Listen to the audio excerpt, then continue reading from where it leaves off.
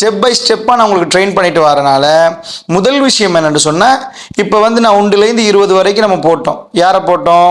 Family members போட்டோம். அப்போ தாயிலிருந்து தொடங்கினோம். தகப்பன் 2வதுன்னு சொன்னோம். அப்போ 1 2 3 4 அப்படின்னு வந்தோம். ஒற்றைப்படையான எண்கள் எல்லாம் பெண் பால் என்று சொன்னோம். வெட்டப்படையான எண்கள் எல்லாம் ஆண் பால் என்று சொன்னோம். அப்போ 1லேருந்து 20 வரைக்கும் போட்டதுனால ஒவ்வொரு நாளும் மெமரி ஃபைலிங் என்ன பண்ணலாம்? அப்டேட் பண்ணலாம்.